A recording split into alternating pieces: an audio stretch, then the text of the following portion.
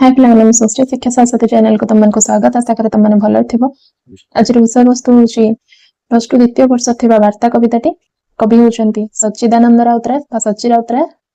ସଚ୍ଚିଦାନନ୍ଦ ରାଉତରାୟଙ୍କର ଅନେକ ଗୁଡ଼ିଏ ଲେଖା ମଧ୍ୟରୁ ପାଣ୍ଡୁଲିପି ଅନ୍ୟତମ। କବି ଜଣେ ପ୍ରଗତିବାଦୀ କବି ଭାବରେ ପରିଚିତ। ତାଙ୍କ ପ୍ରତ୍ୟେକ କବିତାରେ ପ୍ରାୟ ଏକଛତ୍ରବାଦ ଶାସନ ତଥା ଦାସତ୍ୱ ଉଚ୍ଛେଦ ଉପରେ ସେ ପ୍ରତିବାଦ କରି ଲେଖିଛନ୍ତି। ଯେହେତୁ କବି ସଚ୍ଚି ରାଉତରାୟ ହେଉଛନ୍ତି ଜଣେ ପ୍ରଗତିବାଦୀ କବି, ତ ତାଙ୍କର ପ୍ରତ୍ୟେକ କବିତାରେ ଯେହେତୁ ପ୍ରଗତିବାଦର ସ୍ୱର ଉତ୍ତୋଳନ କରିଛନ୍ତି, ସେ ବାର୍ତ୍ତା କବିତାଟି ମଧ୍ୟ ସେ ଉଦ୍ଦେଶ୍ୟରେ ଲେଖାଯାଇଛି। ବାର୍ତ୍ତାର ଅର୍ଥ କ'ଣ? କୌଣସି ଗୋଟେ ସନ୍ଦେଶ ନବା, କୌଣସି ଗୋଟେ ବାର୍ତ୍ତା ନେଇକି ଆସିବା, ଗୋଟେ କ'ଣ ଖବର ନେଇକି ଆସିବା। ଶତାବ୍ଦୀର ସିଂହଦ୍ୱାରରୁ ଆସିଅଛି ଦୂତ, ଆଣିଅଛି ବାର୍ତ୍ତା ଭବିଷ୍ୟତର।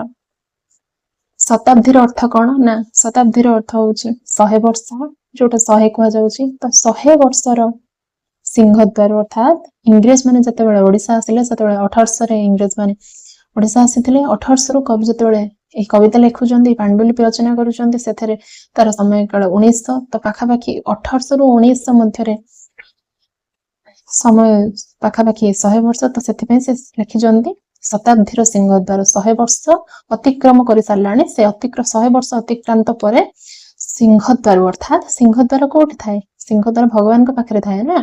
ତ 100 ବର୍ଷ ଅତିକ୍ରମ କଲା ପରେ ସିଂହଦ୍ୱାରରୁ ବର୍ତ୍ତମାନ କ'ଣ ହଉଛି? ଗୋଟେ ଦୂତ ଆସିଛି। ସିଂହଦ୍ୱାର ଅର୍ଥାତ୍ ଭଗବାନ। ତାହେଲେ ଭଗବାନ ଗୋଟେ ଦୂତ ପଠେଇଛନ୍ତି। 100 ବର୍ଷ ଅତିକ୍ରମ କଲା ପରେ ଏବେ ଭଗବାନ କ'ଣ କରୁଛନ୍ତି ନା ଗୋଟେ ଦୂତକୁ ସିଂହଦ୍ୱାର ଭଗବାନ ଗୋଟେ ଦୂତକୁ ପଠେଇଛନ୍ତି। ଆଣିଅଛି ବାର୍ତ୍ତା ଭବିଷ୍ୟତର, ଜୀବନର ସମ୍ଭାବନା ଯହିଁ ମୂର୍ତ୍ତିମନ୍ତ। ସେ କ'ଣ ନେଇକି ଆସିଛି?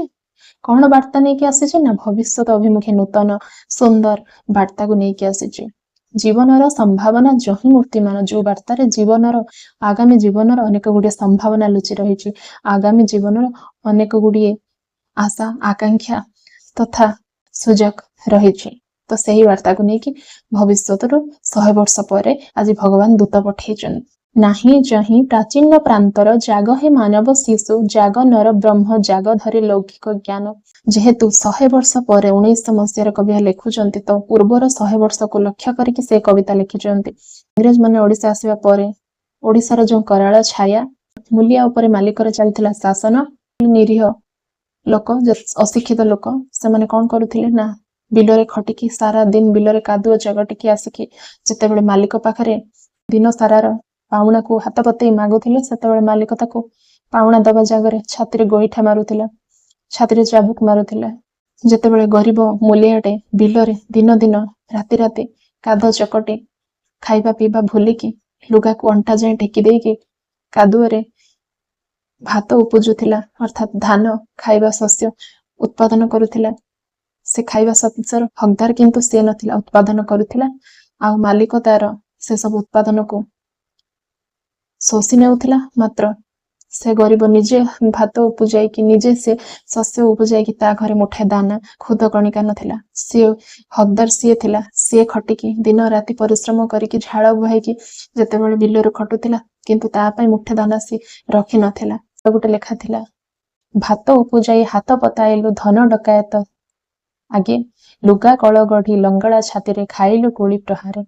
ତ ଛାତିରେ ବଜାଏ ବାଜା ସେ ବିରଳା ପ୍ରଦେଶ ରାଜା, ସେ ବିଲାତି ବନ୍ଧୁକ ଧରି। ଅର୍ଥାତ୍ ଏହି ଚିନ୍ତାଧାରାକୁ ନେଇକି ବାର୍ତ୍ତା କବିତାଟି ଲେଖାଯାଇଛି କି ଶତାବ୍ଦୀର ସିଂହଦ୍ୱାରରୁ ଆସିଅଛି ଦୂତ। 100 ବର୍ଷର ସେ ଇଂରେଜ ମାନଙ୍କ ଶାସନ ପରେ 1900 ମସିହା 100 ବର୍ଷ ବିତି ସାରିଲାଣି।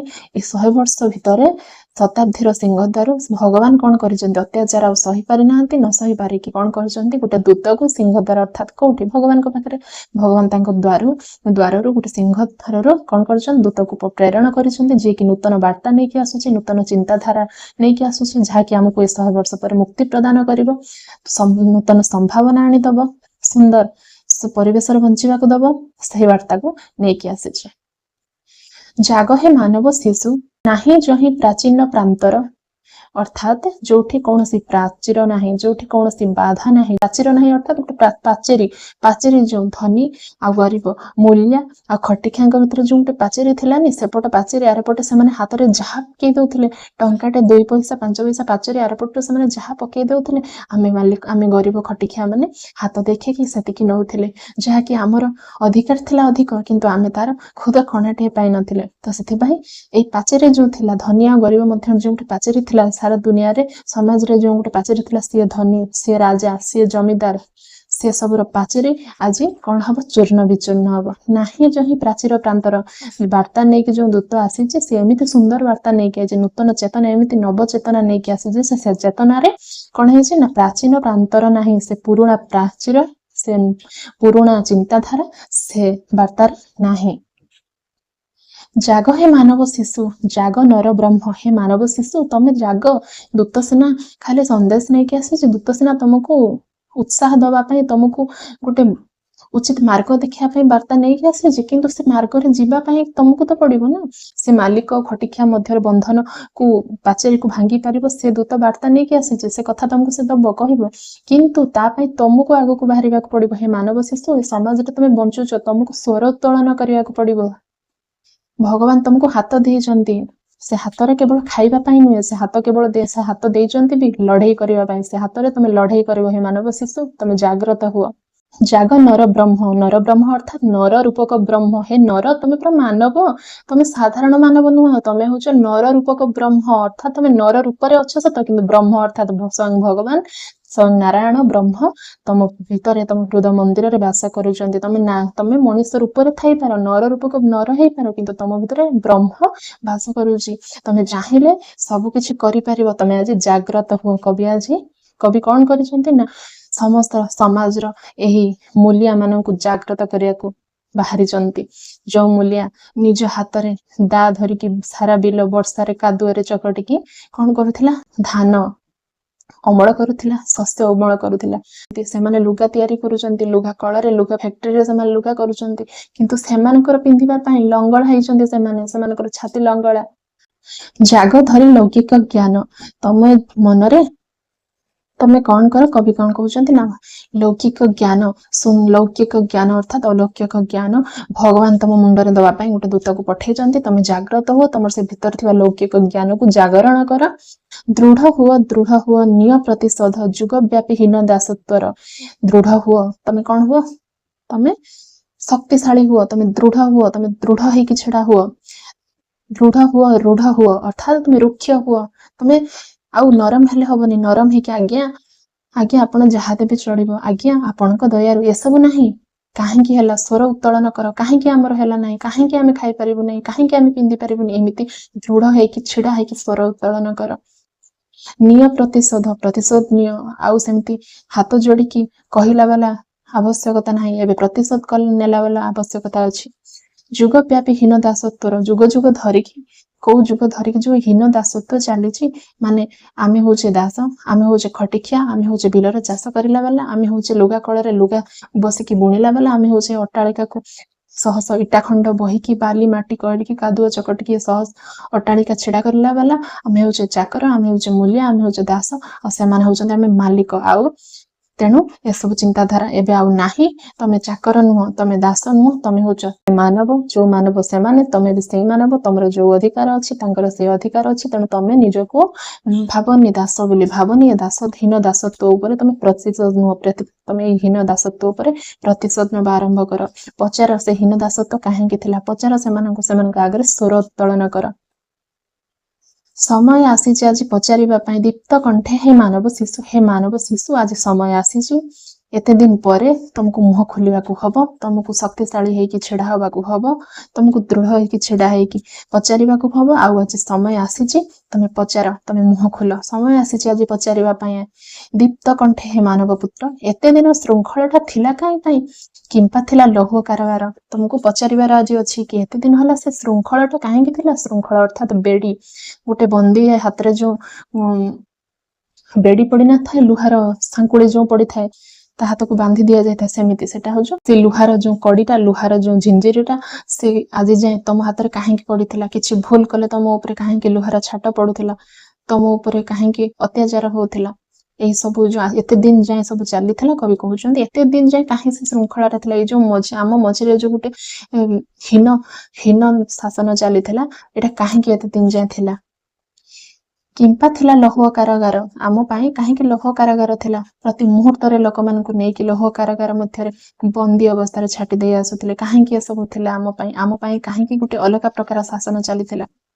ଯୁଗ ଯୁଗ ଧରି ଯେତେ ଭୀମ ଅତ୍ୟାଚାର ପୀଡ଼ା ଦେଲା ମାନବ ଆତ୍ମାକୁ, ମାଗିବାକୁ କୈଫତ ଆଜି ତ ତାହାରି ବେଳ ହେଲା ହେ ରୁଦ୍ର ଭୈରବ। ଯୁଗ ଯୁଗ ଧରି ଭୀମ ଅତ୍ୟାଚାର, ଯୁଗ ଯୁଗ ଧରି ଭୀମ ଅର୍ଥାତ୍ ଭୟଙ୍କର ଅତ୍ୟାଚାର, ଏ ଯୁଗ ଯୁଗ ଧରି ଯୋଉ ଭୟଙ୍କର ଅତ୍ୟାଚାର ଚାଲିଥିଲା, ପୀଡ଼ା ଦେଲା ମାନବର ଆତ୍ମାକୁ ପୀଡ଼ା ଦେଲାଣି। ମାନବକୁ ଖାଲି ମାନବ ଦେହକୁ କଷ୍ଟ ହଉନି, ତମର ସେ ଝଞ୍ଜିରି ପାହାର, ତମର ସେ ଲୁହା ବେତ ପାହାର ଆଉ ମାନବ ଦେହକୁ କଷ୍ଟ ଦେଇନି, ଖାଲି ସେ ମାନବର ଆତ୍ମାକୁ ମଧ୍ୟ ଚିରି ପକେଇଛି, ମାନବର ଆତ୍ମାକୁ ମୋର ଖେନ ଭିନ କରିକି କଷ୍ଟ ଦେଇଛି। ଏତେ ଯୁଗ ଯୁଗ ଧରି ମାନବ ସହି ଆସୁଛି। ମାଗିବାକୁ କୈଫତ ଆଜି ତ ତାହାରି ବେଳ ହେଲା ହେ ରୁଦ୍ର ଭୈରବ। ମାଗିବାକୁ କୈଫତ ଅର୍ଥାତ୍ କୈଫତ ମାଗିବାକୁ, ପଚାରିବାକୁ ତାର କାହିଁକି ହେଲା ଏସବୁ, କୈଫତ ମାଗ, ତମେ ତାର ଉତ୍ତର ମାଗ କି ଏସବୁ କାହିଁକି ଚାଲିଥିଲା। ସ୍ୱର ଉତ୍ତୋଳନ କର, ଚୁପ ରୁହନି ଆଉ, ହାତ ଯୋଡ଼ନି ଆଉ, ଛାତି ଦେଖେଇ ଛିଡ଼ା ହୁଅ। କେବଳ ହେଲା ହେ ରୁଦ୍ର, ବେଳ ହେଲା ହେ ରୁଦ୍ର ଭୈରବ। ରୁଦ୍ର ଅର୍ଥାତ୍ ଭଗବାନ ଶିବ, ଭୈରବ ଅର୍ଥାତ୍ ଭଗବାନଙ୍କର ଏକ ଭଗବାନଙ୍କର ଏକ ରୁଦ୍ର ଅବତାର ହଉଛି ଭୈରବ। ଯେତେବେଳେ ପୃଥିବୀରେ କିଛି ଅତ୍ୟାଚାର ଆରମ୍ଭ ହୁଏ, ଯାହାର ସର୍ବନାଶ କରିବା ପାଇଁ ଆଉ କିଛି ବାଟ ନଥାଏ, ସେତେବେଳେ ଭଗବାନ ଭୈରବ ରୂପ ନେଇକି ସେ ସବୁର ଧ୍ୱଂସ କରନ୍ତି। ସେପରି ହେ ମାନବ, ତମେ ରୁଦ୍ର ଅବତାର ନିଅ, ଭୈରବ ଅବତାର ନେଇକି ତମେ ବି ଯାଅ, ସେମିତି ଧ୍ୱଂସ କରିଦବ ତାଙ୍କର ସେ କୋଡ଼ିକୁ, ଧ୍ୱଂସ କରିଦବ ତାଙ୍କର ସେ ହୀନ ଦାସତ୍ୱ ପ୍ରଥାକୁ। ଲଭ ତହୁଁ ଜ୍ଞାନ ରଶ୍ମି ବୁଝ ଆଜି ମୂଢ଼, କାରଣ କି ସେହି ପୀଡ଼ନର। ସେ ପୀଡ଼ନ ଯୋଉ ଶହ ଶହ ବର୍ଷ ଧରିକି ତମେ ପୀଡ଼ା ପାଉଥିଲ, ପୀଡ଼ନ ଅର୍ଥାତ୍ କଷ୍ଟ, ସେ କଷ୍ଟ ତମେ ପାଉଥିଲ, ସେ କଷ୍ଟର ମୂଳ କିଏ, ସେ କଷ୍ଟ କାହିଁକି ତମେ ପାଉଥିଲ, କାହା ପାଇଁ ତମେ ପାଉଥିଲ, ସେ କଷ୍ଟର ମୂଳ ଦୁଆ ତମେ ଖୋଜ, ସେ କଷ୍ଟର ଭିତ୍ତିଭୂମି ତମେ ଖୋଜିବାକୁ ଚେଷ୍ଟା କର। ଲଭ ତହୁଁ ଜ୍ଞାନ ରଶ୍ମି, ତମେ ଯେତେ ସଂଘର୍ଷ କରିବ, ତମେ ଯେତେ ପ୍ରତିବାଦ କରିକି ସେମାନଙ୍କୁ ଆଗକୁ ଯିବ, ଆଗକୁ ଯାଇକି ଛାତି ପତେଇକି ଭୟ ଛାଡ଼ିକି ଯେତେବେଳେ ସଂଘର୍ଷର ସ୍ୱର ଉତ୍ତୋଳନ କରିବ, ତା ଭିତରୁ ଅନେକ ଜ୍ଞାନ ଶିଖିବ, ତା ଭିତରୁ ତମେ ତମର ନୂତନ ଜୀବନ ଶୈଳୀକୁ ପାଇବ, ନୂତନ ଭାବରେ ତୁମର ଜୀବନକୁ ତମେ ନିଶ୍ଚୟ ବଞ୍ଚି ପାରିବ। ତମ ଜ୍ଞାନର ଚକ୍ଷୁ, ଜ୍ଞାନର ରଶ୍ମି ତମେ ନିହାତି ପାଇବ। ବୁଝ ଆଜି ମୂଢ଼, ହେ ମୂଢ଼, ମୂର୍ଖ ବୋଲି କବି ଆମକୁ କହିଛନ୍ତି, କାହିଁକି ନା ଆମେ ଦେଖିପାରିନଥିଲୁ ସେ ସୁନ୍ଦର ଜ୍ଞାନକୁ। ଆମେ ସବୁବେଳେ ଦାସ ହେଇ ମାନି ନେଇଥିଲୁ ସେମାନଙ୍କ କଥାକୁ, ମୂର୍ଖ ଭଳିଆ ଆମେ ତାଙ୍କର କଥାକୁ ମାନି ନଉଥିଲୁ, ବସ୍ କହିଲେ ବସୁଥିଲୁ, ଉଠ କହିଲେ ଉଠୁଥିଲୁ। ସେଥିପାଇଁ ଆମକୁ କବି ମୂର୍ଖ ବୋଲି କହିଛନ୍ତି। ହେ ମୂର୍ଖ, ହେ ମୂଢ଼, ଟିକେ ଉଠିକି ଦେଖ, ଜ୍ଞାନ ଚକ୍ଷୁରେ ଦେଖ, ତୋ ଉପରେ କଣ ହଉଛି, ତୋ ଉପରେ ଯୋଉ ଅତ୍ୟାଚାର ଚାଲିଛି, ତୁ କାହିଁକି ସହୁଛୁ, ମୁହଁ ଖୋଲିକି ପଚାର କାହିଁକି ହଉଛି ବୋଲି।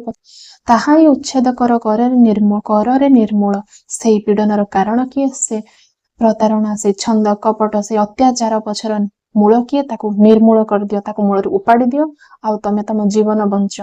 ସେନ ପରି ନିଅ ପ୍ରତିଶୋଧ ସେନ, ଅର୍ଥାତ୍ ଶାଗୁଣା ପରି ପ୍ରତିଶୋଧ ନିଅ।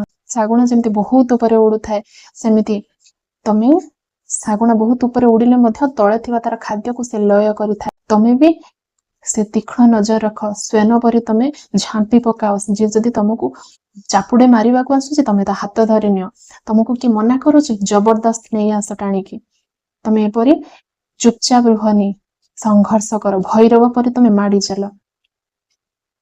ସେହି ତୋର ମହାଧର୍ମ, ତୋର ଶ୍ରେଣୀ ଚେତନା, ସେଇଟା ହଉଛି ତମର ମହାଧର୍ମ। ତମ ଧର୍ମ କଣ, ଚୁପ ହେଇକି ନମସ୍କାର କରିବା? ନା, ଯାହାର ଯୋଗ୍ୟତା ଅଛି ତାକୁ ନମସ୍କାର କରାଯାଏ। ଅଯୋଗ୍ୟ ମୂର୍ଖ ମାନଙ୍କ ପାଖରେ ଶାସନ ହେଇକି, ମୁଣ୍ଡ ନଇକି ଚୁପ ରହିବା ତମ ପାଇଁ ଧର୍ମ ନୁହେଁ। ତମ ପାଇଁ ଧର୍ମ କଣ, ପ୍ରତିଶୋଧ ନବା ତମ ପାଇଁ ଧର୍ମ ହଉଛି, ମୁହଁ ଖୋଲିବା ତମ ପାଇଁ ଧର୍ମ ହଉଛି, ଆଗକୁ ବଢିବା ଆଉ ପ୍ରତିବାଦ କରିବା, ସେହି ତୋର ମହାଧର୍ମ, ସେଇଟା ତମର ମହାଧର୍ମ। ତୁମେ ଯାଅ, ଏବେ ଚୁପ ନ ରହିକି ସଂଘର୍ଷ କର, ଆଗକୁ ବଢ। ତ ଶ୍ରେଣୀ ଚେତନା ଭସ୍ମ ମଧ୍ୟ ଘେନି ଏହି ଦୀକ୍ଷା, ତମେ ଏଇ ଦୀକ୍ଷା ଗ୍ରହଣ କର। ଏଇ ଦୀକ୍ଷା ଅର୍ଥାତ୍ ଗୋଟେ ନୂତନ ଜିନିଷ ପାଇବା ପାଇଁ ଯୋଉ ସଂକଳ୍ପ କରିକି ରହିବା, ଏଇ ଦୀକ୍ଷା ନିଅ, ଏଇ ସଂକଳ୍ପ କର, ଆଗକୁ ବଢ। ଧନ୍ୟ ହେଉ ଉତ୍ପୀଡ଼ନ, ଜୟ ହେଉ ପୀଡ଼ନର, ଜୟ ଲଭୁ କୃଶର ସାଧନ।